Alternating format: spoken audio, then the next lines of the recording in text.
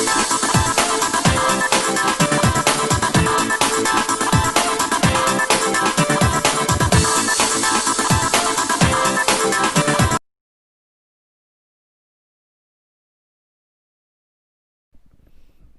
To शिक्षा math science class में आप सभी लोगों का स्वागत है।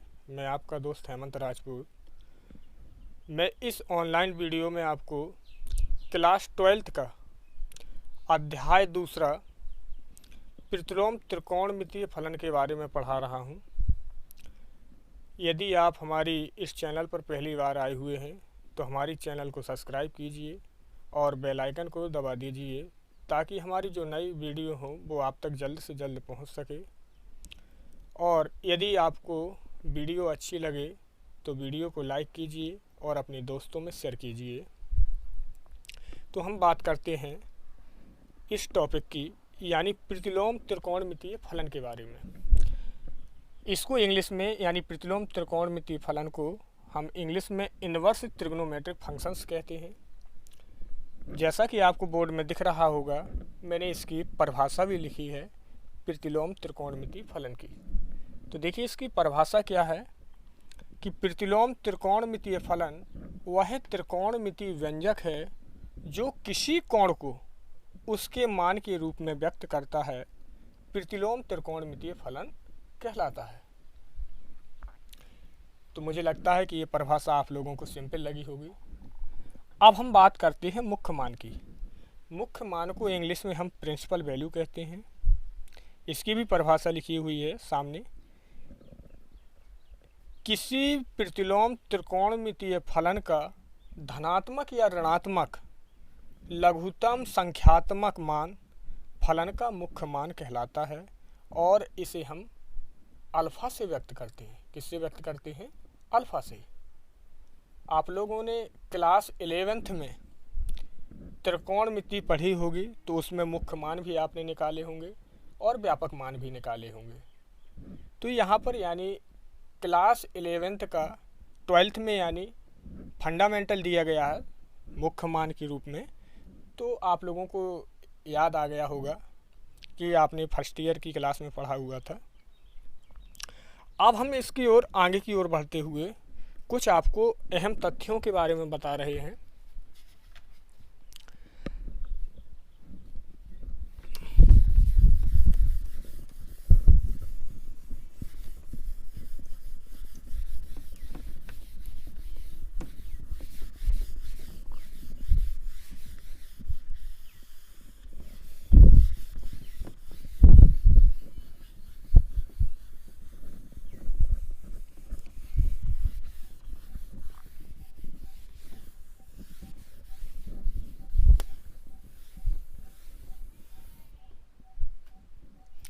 देखिए मैं आप लोगों को कुछ नोट्स बताने जा रहा हूं जो आपको याद रखना है।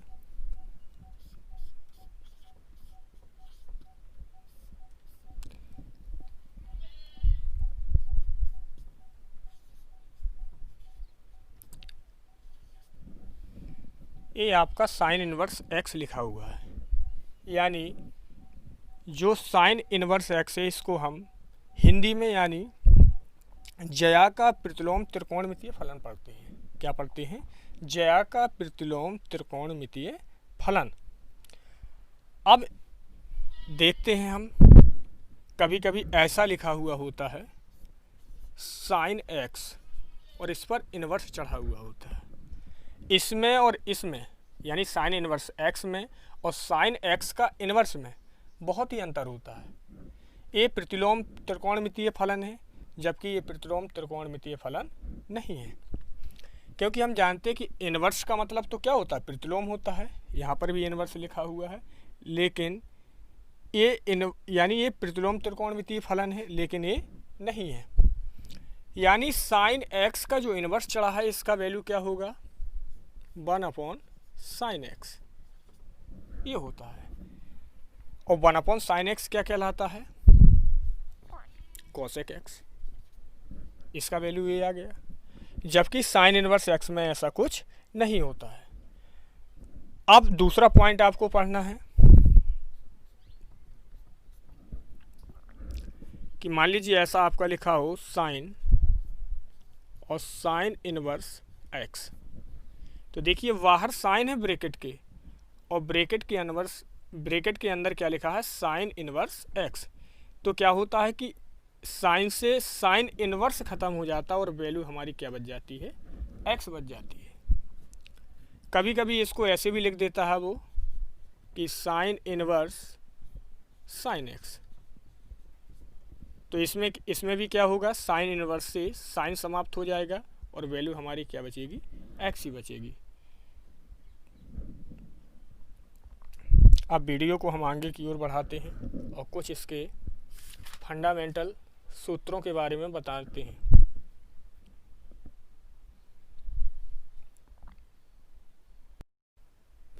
तो हम वीडियो को आगे बढ़ाते हुए प्रतिलोम त्रिकोणमितीय फलनों को उनके प्रांतों तथा परस्परों के साथ सारणी निरूपण मैंने आपको बनाया है यहाँ पर। तो आप लोगों को दिख रहा होगा मैंने 3 कॉलम बनाए हुए हैं। एक तरफ फलन लिखा है, दूसरे कॉलम में फलन का प्रांत बताया है, और तीसरे में आपको मुख्य मान या परिसर इसके बारे में बताया है। जैसे कि पहले कॉलम में दिख रहा है कि y बराबर मैंने फलन क्या लिया है, साइन इनवर्स x। तो इस फलन का जो प्रांत होगा वो -1 से +1 तक होता है, और इसका मुख्य मान जो होता है वो -π/2 से लेकर +π/2 तक होता है। इसी प्रकार जब दूसरी बार मैंने फलन y बराबर cos इनवर्स x लिया है, तो इसका जो प्रांत होता है वो -1 से +1, और इसका जो परिसर होता है वो 0 से पाई होता है। तीसरे कॉलम में मैंने फलन लिया है y बराबर tan इनवर्स x। तो इस फलन का जो प्रांत है वो -∞ से लेकर +∞ तक होता है। यानी यहाँ पर जो x है वो फलन का प्रांत बता रहा है कि इस x का वैल्यू कहाँ से लेकर कहाँ तक होगा। यानी -∞ से बड़ा होगा और +∞ से कैसा होगा, छोटा होगा। या हम कह सकते हैं कि रियल वैल्यू यानी वास्तविक संख्या भी हो सकता है। और इसका जो परिसर होता है वो -π/2 से बड़ा होता है और +π/2 से छोटा होता है। जब हमारा फलन cot इनवर्स x के रूप में होता है तो इस फलन का जो प्रांत होता है वो -∞ से बड़ा और +∞ से कैसा होता है, छोटा होता है। या हम कह सकते हैं कि रियल वैल्यू होता है। और इसका जो परिसर होता है वो 0 से बड़ा और पाई से कैसा होता है, छोटा होता है। यानी इसकी जो परिसर होती है वो 0 और पाई के मध्य होती है। जब हमारा फलन sec इनवर्स x होता है तो इसका जो प्रांत है वो कुछ मैंने 2 तरीके से लिखा हुआ है कि यानी 1 के इक्वल होगा, 1 से बड़ा होगा, लेकिन +∞ से कैसा होगा, छोटा होगा।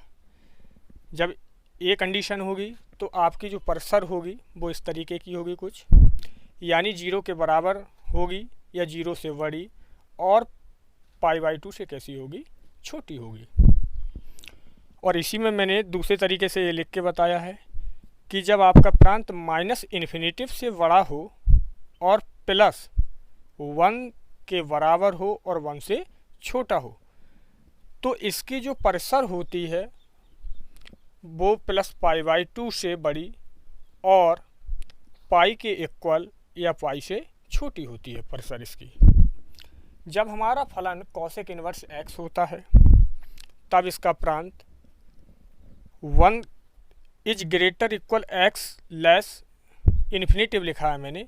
यानी इसका मतलब ये है कि यानी इस फलन का जो प्रांत होगा वो 1 के बराबर होगा या 1 से बड़ा होगा, लेकिन इन्फिनेटिव यानी +∞ से कैसा होगा, छोटा होगा। और इसकी परिसर जो होगी वो इस तरीके की है, यानी 0 से बड़ी होगी और π/2 के बराबर भी हो सकती है और π/2 से छोटी भी हो सकती है। दूसरे तरीके से मैंने इसका प्रांत कुछ इस तरीके से लिखा है, यदि इसका प्रांत -∞ से बड़ा हो और -1 के इक्वल हो और -1 से छोटा हो, तब इसकी परिसर क्या होती है कि -π/2 के बराबर भी हो सकती है और इससे बड़ी होगी, लेकिन कहाँ तक होगी, 0 से छोटी होगी। अभी हमने बात की थी मुख्य मान की, और ये आपको सारणी भी मैंने बताई है। तो देखो, मुख्य मान आप लोगों ने फर्स्ट ईयर में मुख्य मान और व्यापक मान पढ़ा होगा। तो मैं तुम लोगों के रिवीजन के तौर पे कुछ फॉर्मूले बता रहा हूँ जो फर्स्ट ईयर से संबंधित थे, यहाँ पर उनकी बेसिकली जानकारी।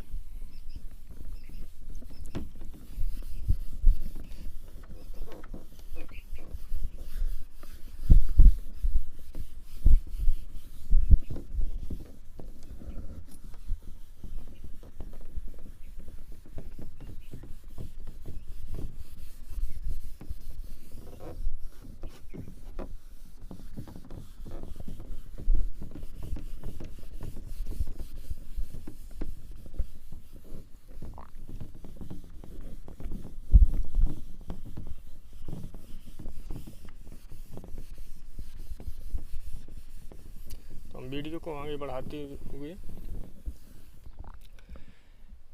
आप देखिए, मुख्य मान तो आपको समझ में ही आ गया होगा। हम अब बात करते हैं व्यापक मान की, कि व्यापक मान क्या होता है।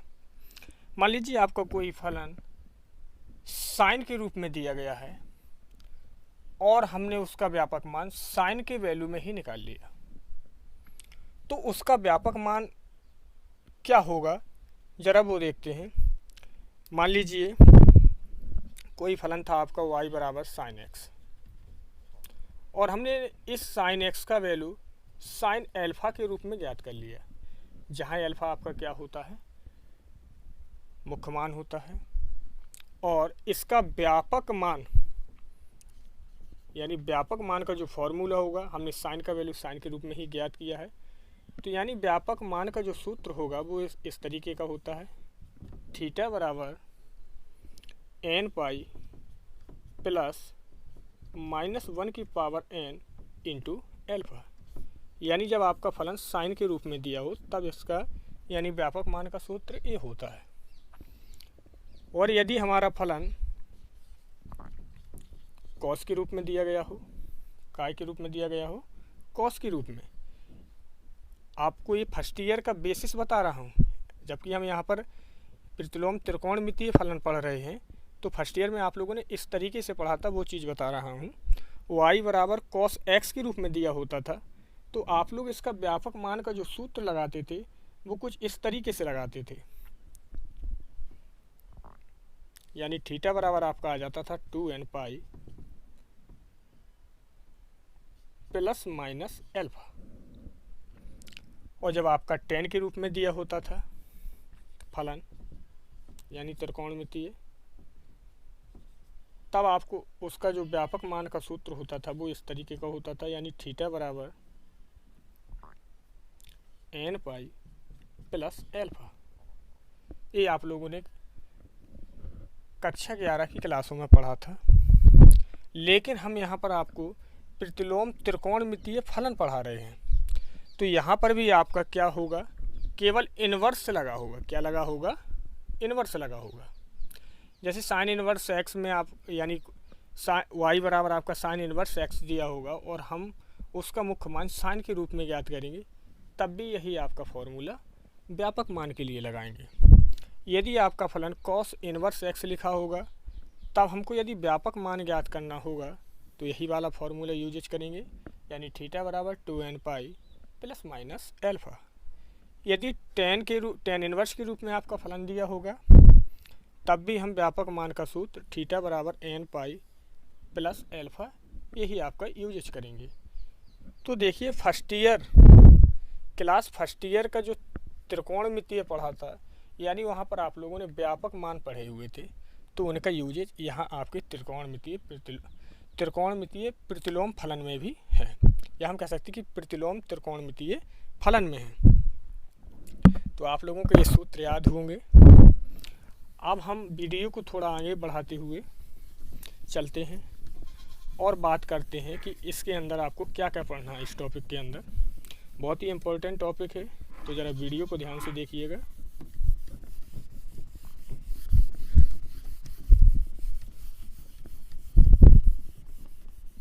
यदि आप लोगों को कहीं समझ में ना आए तो आप कमेंट बॉक्स में बता सकते हैं कि सर यहाँ पर हमको समझ में नहीं आया।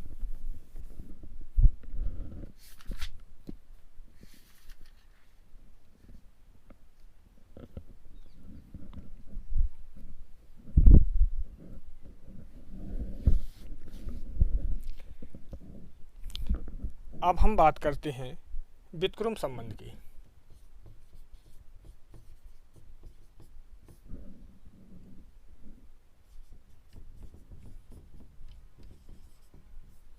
यानी इसको इंग्लिश में रेसिप्रोकल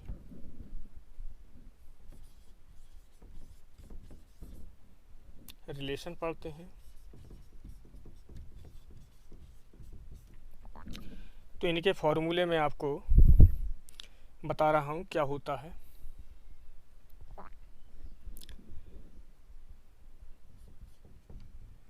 यानी साइन इनवर्स एक्स का जो फॉर्मूला होता है वो कोसेक इनवर्स 1/x होता है। और यदि हम बात करें कोसेक इनवर्स x की, तो इसका जो फॉर्मूला होता है वो साइन इनवर्स 1/x होता है।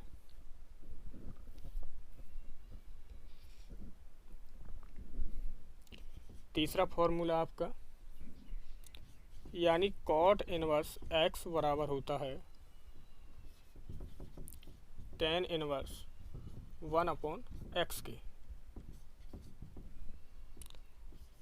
और टेन इनवर्स x इक्वल होता है कॉट इनवर्स 1/x के।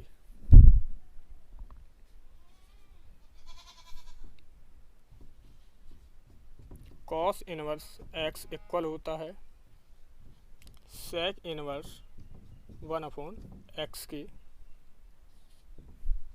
और सेक इनवर्स x इक्वल होता है कॉस इनवर्स 1/x के। तो ये फॉर्मूले आप लोगों को याद रखना है, इनका बहुत ही यूजेज है।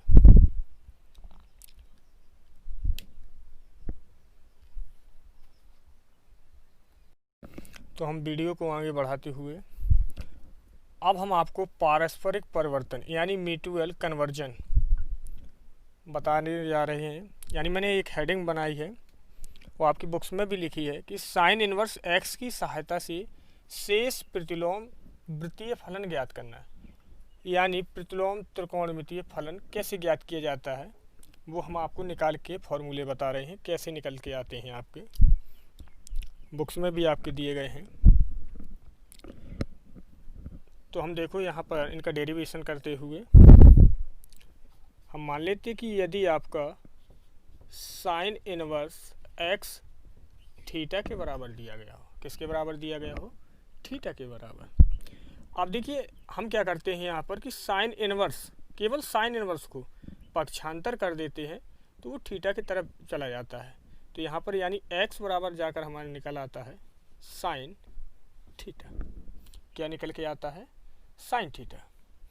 अब यहाँ पर हमने क्या किया कि दोनों पक्षों का वर्ग कर दिया। क्या कर दिया, दोनों पक्षों का वर्ग कर दिया। तो वर्ग करते हैं भाई, तो x का वर्ग आपका x स्क्वायर हो जाएगा और साइन थीटा का वर्ग हो जाएगा साइन स्क्वायर थीटा। अब देखिए यहाँ पर हम सर्वसमकान जानते हैं, कक्षा हाई स्कूल में पढ़ा था हमने हाई स्कूल क्लास में, कि साइन स्क्वायर जो थीटा होता है वो किसके इक्वल होता है, यानी 1 माइनस कॉस स्क्वायर थीटा के इक्वल होता है। किसके इक्वल होता है, 1 माइनस कॉस स्क्वायर थीटा के। यहाँ से हमने क्या किया, कॉसिक स्क्वायर थीटा को इस साइड लाए और एक्स स्क्वायर को सेकंड साइड हम ले गए। तो यानी कॉस स्क्वायर थीटा बराबर हमारा आ गया 1 माइनस एक्स स्क्वायर। कितना आ गया, 1 माइनस एक्स स्क्वायर। अब हमने क्या किया कि दोनों पक्षों का वर्गमूल निकाल दिया। क्या निकाल दिया, वर्गमूल। तो यानी कॉस थीटा बराबर आ गया हमारा √1 माइनस एक्स स्क्वायर के। किसके आ गया, कॉस थीटा बराबर आ गया हमारा √1 माइनस एक्स स्क्वायर के। और इसको हमने समीकरण नंबर 1 मान लिया और इसको हमने समीकरण नंबर 2 मान लिया।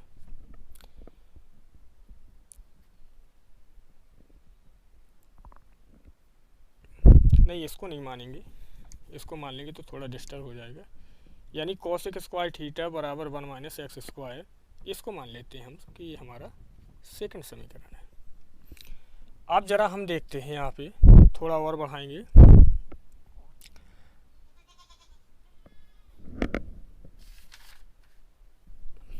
और यहाँ से हमने क्या किया कि थीटा की वैल्यू निकाली, यानी कॉस को पक्षांतर किया, तो ये हमारा बन गया cos inverse under root 1 minus x square.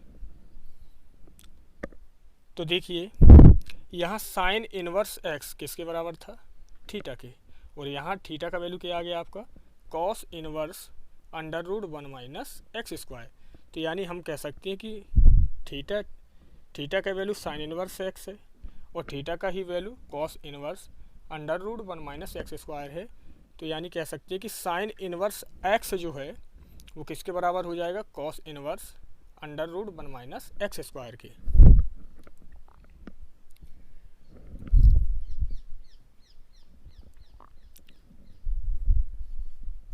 अतः हम कह सकते हैं कि साइन इनवर्स एक्स बराबर किसके हो गया, cos inverse under root 1 minus x square के। तो ये देखो साइन की सहायता से हमने कॉस के रूप में भी क्या कर दिया, परिवर्तन कर दिया।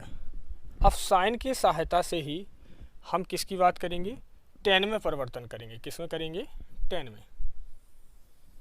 साइन और कॉस की सहायता से हम टेन में परिवर्तन करेंगे। तो देखिए जो हमने समीकरण नंबर 2 माना था, इस समीकरण 2 से ही बात करेंगे, समीकरण 2 से। देखिए समीकरण 2 आपके कितना दिया गया है, कॉस स्क्वायर थीटा बराबर 1 माइनस एक्स स्क्वायर दिया गया है। अब यहाँ पर मैंने क्या किया, यहाँ पर मैंने क्या किया,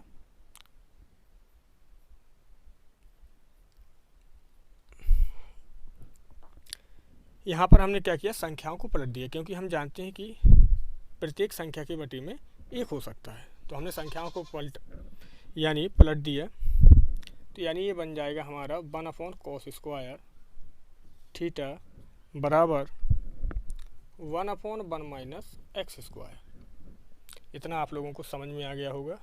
और हम जानते हैं कि 1 अपॉन कॉस स्क्वायर जो थीटा होता है वो किसके इक्वल होता है, सेक स्क्वायर थीटा की। तो सेक स्क्वायर थीटा बराबर हो गया आपका 1 upon 1 minus x square. Sec square theta का हम सूत्र जानते हैं क्या होता है, 1 प्लस टेन स्क्वायर थीटा। तो ये इक्वल हो गया आपका 1 अपॉन 1 माइनस एक्स स्क्वायर के। अब हमने क्या किया कि इस 1 को पक्षांतर कर दिया, तो आपका टेन स्क्वायर थीटा बराबर हो गया किसके, 1 upon 1 minus x square minus 1। और इसको हमने एलसीएम लेके हल करेंगे तो आपका कुछ इस तरीके का आएगा, यानी 1 minus 1 plus x square upon 1 minus x square. Plus 1 से माइनस 1 समाप्त हो जाएगा आपका। तो यानी टेन स्क्वायर थीटा बराबर आपका क्या आ गया, x square upon 1 minus x square. यहाँ से हमने वर्गमूल निकाल दिया, तो टेन थीटा बराबर आ गया आपका एक्स स्क्वायर का वर्गमूल तो आपका एक्स होगा, लेकिन 1 माइनस एक्स स्क्वायर का वर्गमूल under root 1 minus x square होगा। तो हम थोड़ा यहाँ मिटा दे रहे हैं और हम देखते हैं कि हमारा क्या आ गया।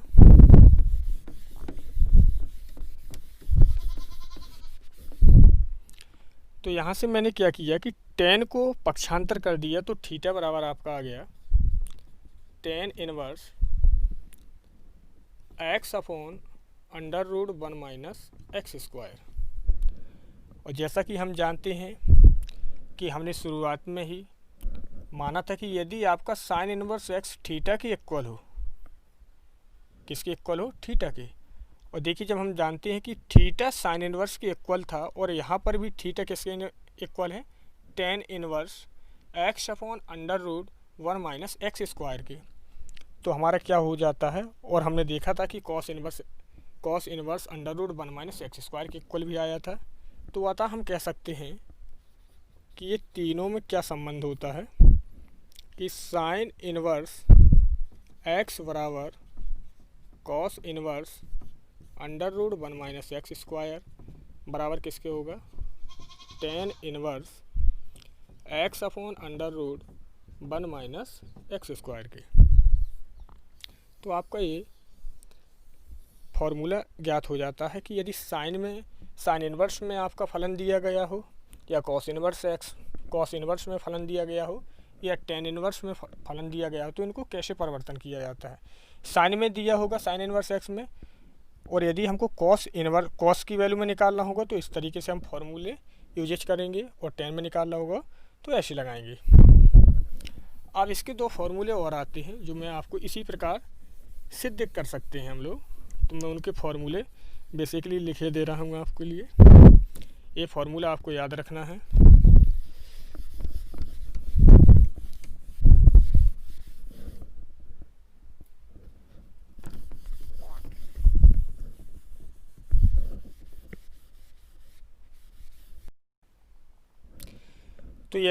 तो देखिए मैंने ये तीनों फार्मूले लिख दिए हैं आपके।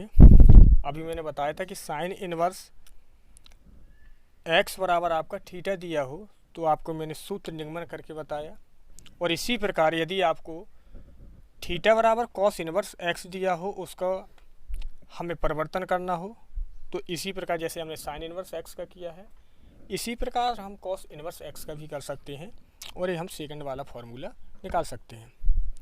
और यदि आपका प्रतिलोम त्रिकोणमितीय फलन टेन इन्वर्स एक्स के रूप में दिया हो और उसको हमें परिवर्तन करना हो तो बिल्कुल सेम इसी प्रकार जैसे हमने साइन इन्वर्स एक्स का किया था इसी प्रकार हम टेन इन्वर्स एक्स की सहायता से करके ये तीसरा फार्मूला हम आपके निकाल सकते हैं।